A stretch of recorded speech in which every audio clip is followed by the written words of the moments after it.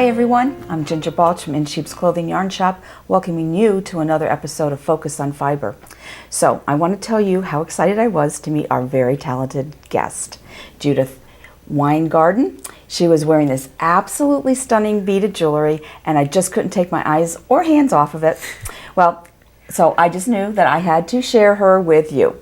So anyway, hi Judy, how you doing? Good morning. I am so excited. You are a Simsbury resident. I am. That hails from? New York. Okay. Anyway, when did you start getting into beads? Probably about 5 years ago. I've been a crocheter for a really long time. You must have made your top. I did make my top, in fact.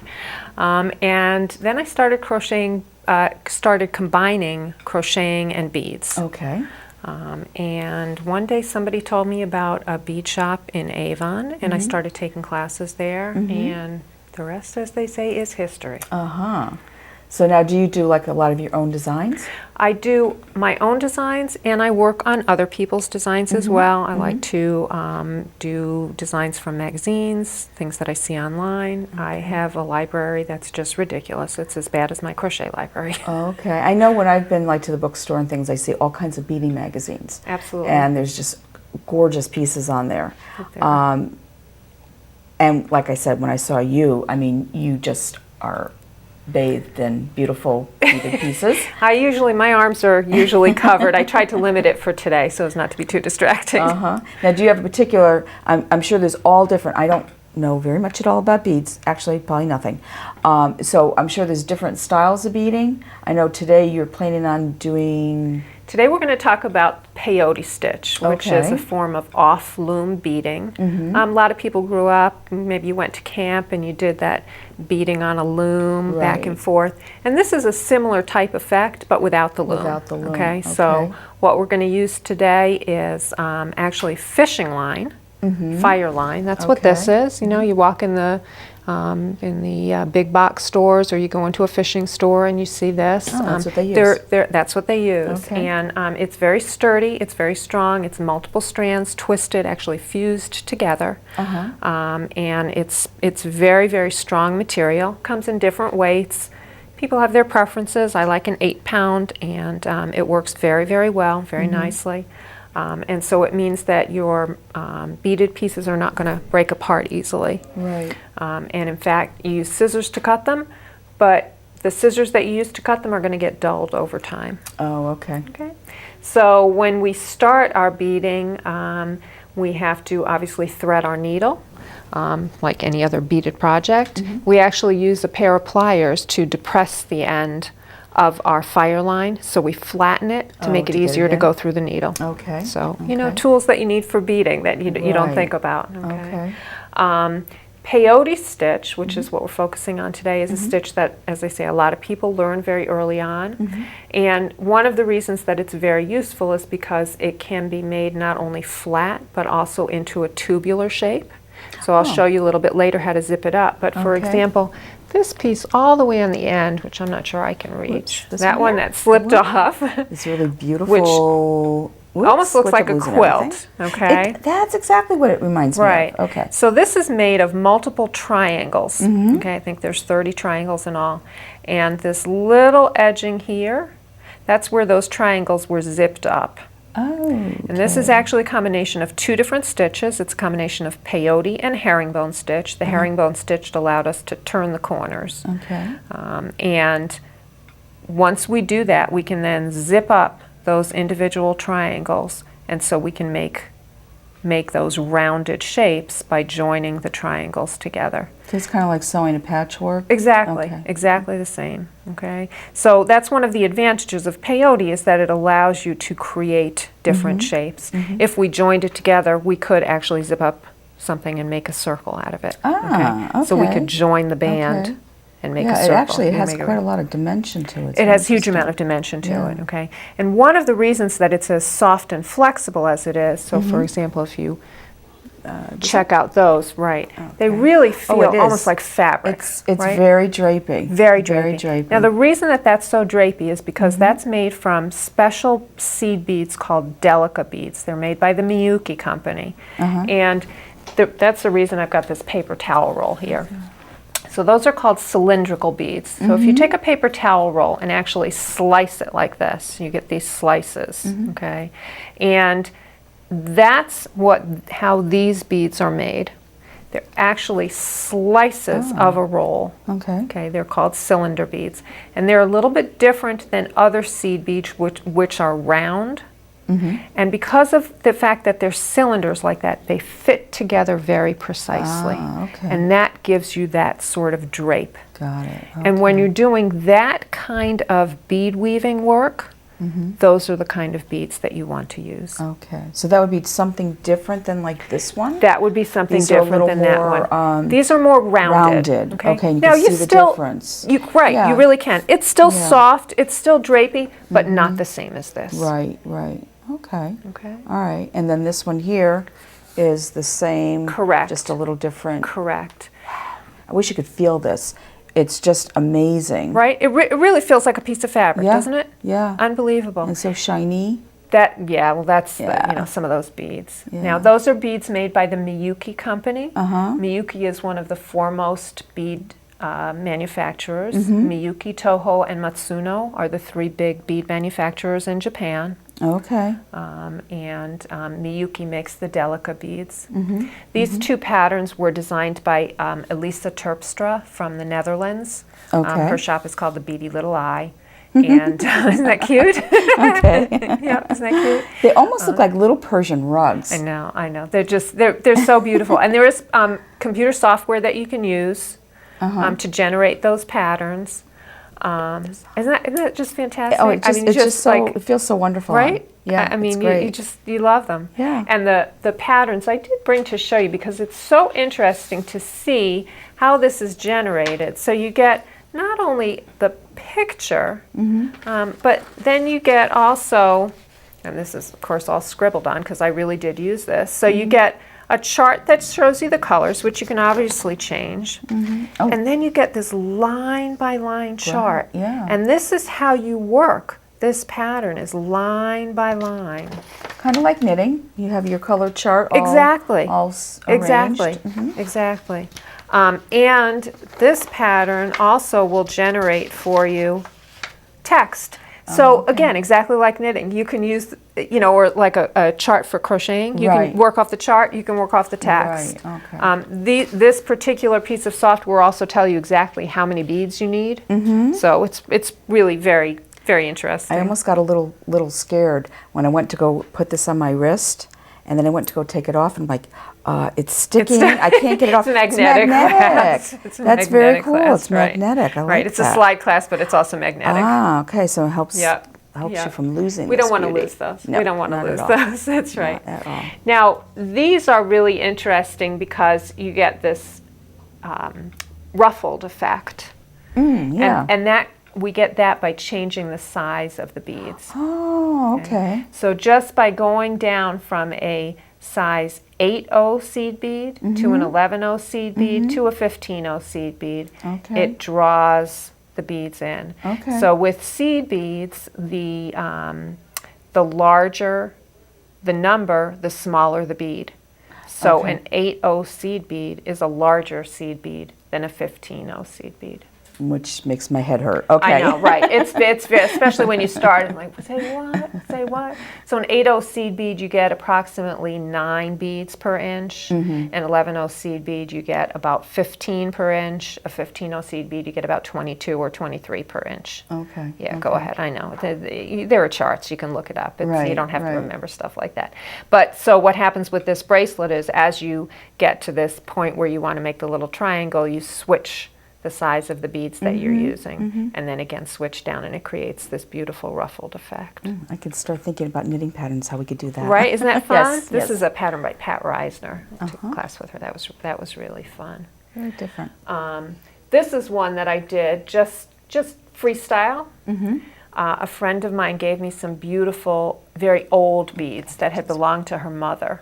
So it's an heirloom. And so, And so I used some of those along with some newer ones that I had. So it's a combination of things, and created that, and then gave that to that ruffled edge. Oh, very pretty. Isn't that pretty? Oh, it's so shiny. Yeah. Colors are so nice. And so again, Wow. you see that the difference is same stitch, you just make it look different. The one that's on the necklace stand has a twirled effect. Oh yeah, it does. And that again has to do with changing the size of the beads. Okay, So we I went from see. the little teeny tiny Right, 15 right, O right. seed beads up to 11s and then to crystals. Oh, yeah, got it. Yeah, you can see like one side is Right, because very it small swirls. and then large. Yeah. How interesting. It's like I keep making everything go back to knitting and Well, of course. crocheting. Yeah, smaller stitch and then you change to a bigger one or Right. thicker yarn and Right, and you have all instant. sorts of interesting right, effects. Right, The colors are so pretty on that too. Right. Now, these two are really fun. This is called a touch me I bracelet. like this. 'Cause you have to touch it. This looks like something from under the sea. Right, a sea anemone. Yes, yes. I So- love this. So that one, the bottom, moves. it does move. It does move. It is It's like fun. a little kid. Right? You need to play with it. Okay, so that's what the top looks like. That's what the top looks like. And now then the bottom. the underneath, okay, Look at that. that's peyote. Okay. So what we've done is we've started with peyote and then we've embellished it. Okay. So we don't have to leave it plain. We can do something on top of it and have fun with it. Wow. I like that so much. And this one, what I did was, again, I started with the peyote. Okay. And I used some smaller beads. These are 6O seed beads. These are 8O Oh, yeah, seed there's beads. much Okay, so smaller. again, you can see they're smaller, larger number, smaller beads. And then I embellished it in this. What I embellished with daggers and then crystals as well. Wow. So that's a little bit of a dressier effect. And that one I named for a very good friend of mine. So that one's the Alley bracelet. Oh, how nice.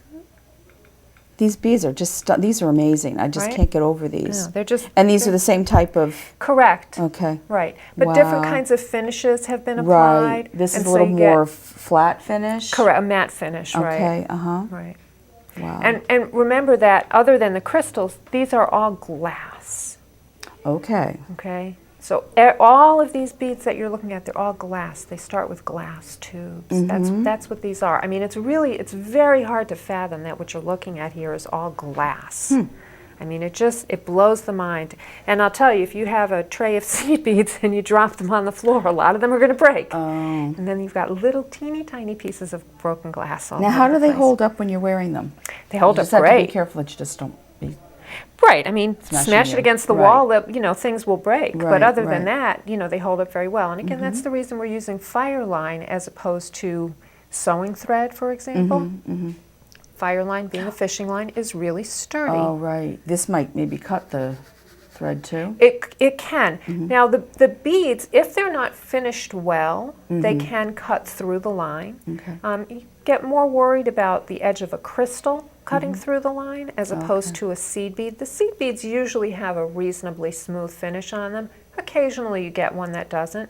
And cutting through line is potentially a problem. It is something that we do need to worry about. Okay. The other thing that we need to be concerned about is when we finish our project and we cut our ends. You have to weave in your ends on a beading project just Okay. like you do on a knitting or crocheting project. And you need to make sure that you cut off the correct piece of line when you finish your project. Oh. Okay. You know, so if you cut or burn off the wrong line, well, your project can be a goner. Oh, And I've okay. certainly, we've all had experience of doing that. Okay. So you have to be Check careful. twice, cut once. There we go. Okay. Absolutely, absolutely. So I thought I would show you some of the techniques. Now, again, this is all peyote. But using different sizes of beads, different shapes of beads, you can really see some different effects. Okay. This one here is really fun because this uses 2-hole seed beads. Now, these beads here that we looked at, these are all just single-hole seed beads. Okay, so just a plain old round seed bead. That's what most of these are. Okay. These over here, these red ones and these Picasso finish ones, these are called Rula beads. Okay. And they're like little rectangles. And they have actually 2 holes in them. Now, I mean, obviously every bead has 2 holes in it. Okay, It's that's got where I'm inside starting to and get an lost. outside, right? Okay. But these actually have, you can probably see it pretty clearly in the red ones here. They've got a top hole and a bottom hole, if you will. So, Okay. I mean, I suppose they have 4 holes in them technically. Okay. Okay.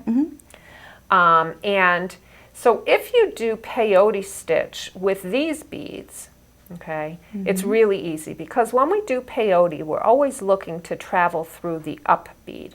So if you look at this here, you can see there are beads sticking up. Right. Okay. So with a 2-hole bead, there's sort of automatically always a bead hole sticking up. Right. So it makes peyote stitch really super simple. Okay. So for this one, okay, so my thread, my line is coming out of the hole right there. Okay. And what I'm going to do is I'm going to pick up a bead. So I'm only going through 1 hole because I can only go through 1 hole at a time. Okay.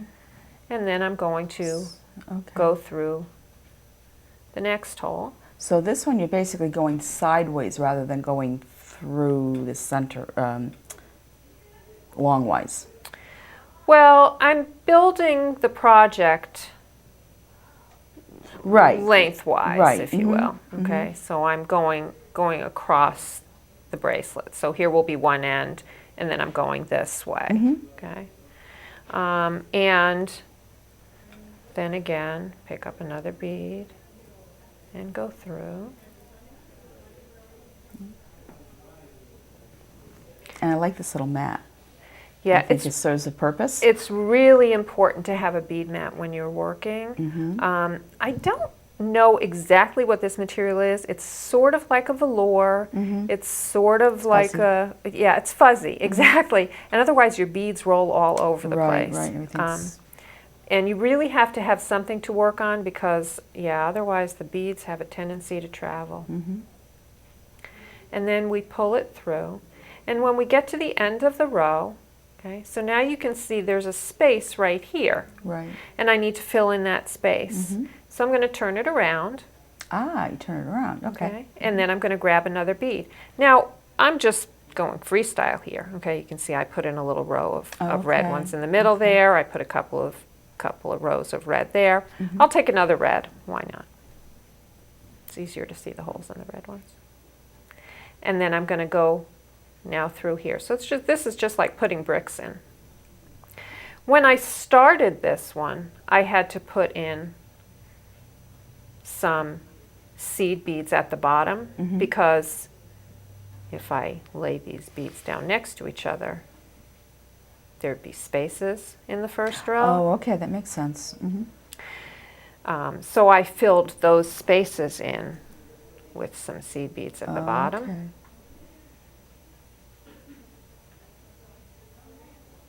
In the first row. Got it. That's what I did down here. And when I finish this bracelet, I would do exactly the same thing. But other than that, this is very easy to do because your beads are always sticking up. So it's super easy to see because, again, for peyote, what we're always looking to do is to go through the up bead. Okay. And with this, it's really easy to see where your bead is sticking up. Now, unlike knitting or crocheting, if you decide you want to change color, this is super easy to do.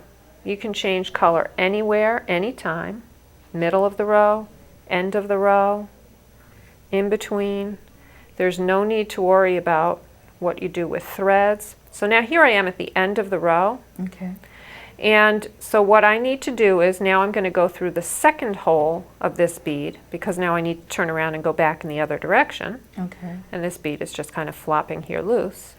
So I'm going to go through the second hole of that bead. And that will hold it in place. Okay. And now I'm ready to fill in the space right there. And notice I changed color there. Why? Because I felt like it. Why not? And now I can go back in the opposite direction. And again, because they're just beads, there's no tails to tuck in, nothing to. Now, do you ever find yourself needing like special well, lighting is, I'm sure, essential for this. Lighting is but key. besides a good set of glasses, but do you find like maybe magnifiers sometimes for this? You know what? Oddly enough, I don't use magnifiers. What I do when I am working at home sometimes is I actually take my glasses off. My vision is such that I sometimes see better without my glasses. But I do know many people who do work with magnifiers. And there are all sorts of magnification things that are made, things you can wear on top of your glasses, under your glasses, over your glasses. Good light is absolutely essential. Right. And because the beads are made with so many different kinds of finishes, there are so many nuances of color. Just like with yarn, if you're starting a new project and looking to choose color for a new project, you know, you can't do that in the dark at night. You've got to be doing that during the day. You see a different color the next morning. Absolutely. Oh, surprise! Yes. That wasn't purple, it was red. Right. You know, wasn't green, it was blue. The other thing is that certain projects you simply can't work. I find, for me anyway, I can't work on at night. At night. You know, it's just impossible. So that's how this one goes. Again, we're just going back and forth working through the up bead. And this up bead is very obvious. It really sticks up very far. Okay? And I can continue this as long as I want. I could mix in as many colors as I wanted. If I wanted to create a pattern in here, I certainly could easily. I could create diagonal stripes in here very easily. I could create a chevron in here very easily. All depends upon how much time, energy, and effort I want to put into here. Okay? So that's working with Rula beads. Now, the Delica beads that we were working on before, the cylinders, here's something that I was working on with size 8/0 Delica beads. Now, these are far larger than the bracelets. Those are 11/0. This is the next size up, and they look just so much larger than those beads those do. are itty bitty. Those seem itty bitty. Now this has the same drape. It's super flexible, but the beads are so much larger. Now you can see still the up bead. It's not as obvious as when we were working with the 2-hole beads, but it's the same concept. We're still looking at the up bead. Okay. So we're still doing the same thing, and that's what we're always going to be doing with peyote. So we're adding a single bead, and now we're turning around. Okay. Now this bead is actually more in a different direction than the other bead, or am I seeing it differently? No, it's maybe it's just the shape of it. Maybe. They definitely look very tube-like. It's really funny. You can really see how really, I mean, if I had a knife to cut the paper towel, it looks like it's right? been, Exactly sliced from a roll, right? Yes, exactly.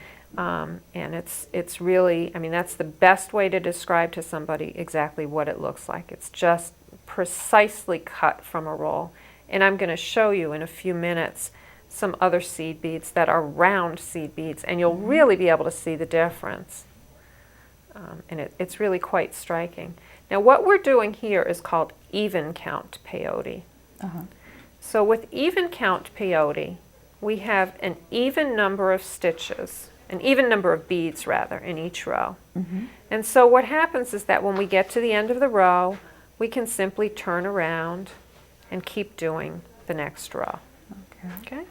Very easy, very straightforward. Bead, take your needle, go through the next up bead, bead, take your needle, go through the next up bead. Wow. So it's just like that, just with a different Just bead? like that, just with a different bead, okay? And again, if you want to change colors, you simply change colors. You can make patterns and designs, okay? So whatever you want to do, super easy. Now, what we're going to do with this one is... And I think we're getting a little short on time. Oh my! And we've been having such a great time here. So wow! If you can maybe quickly show us this one and... Sure. What I'll do is, well, what I'd love to do is show you how to zip this up. Okay, that would probably be the best thing. I can tell. We're going to have you come back again. My goodness. So now we're going to turn this into a tube. What we're going to do is we're going to turn this into a tube. I'm going to do one row of green here. Oh, I can't believe we're out of time already. I know, That it went so fast. It did, okay. So I'm going to do one more row of green here. Mm-hmm.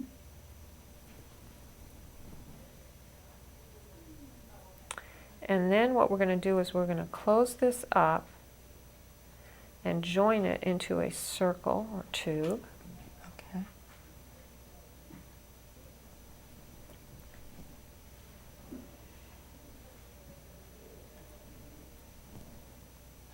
So again, we're still just going right through the up bead. Okay.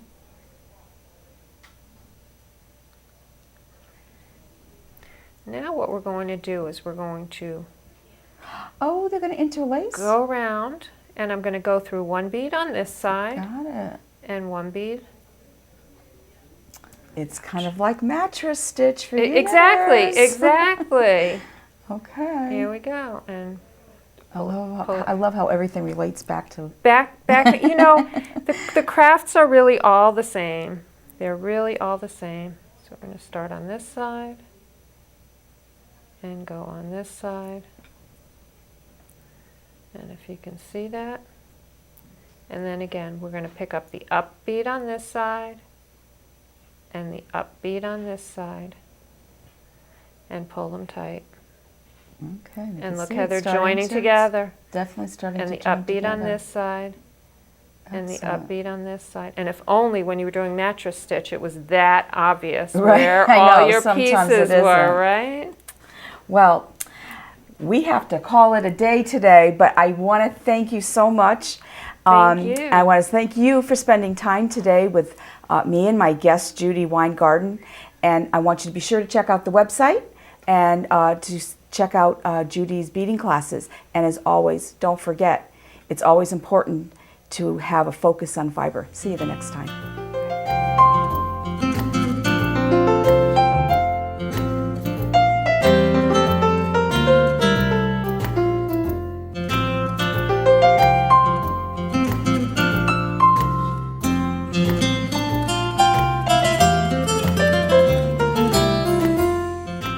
Funding for Simsbury Community Television is provided in part by contributions from viewers like you. Thank you.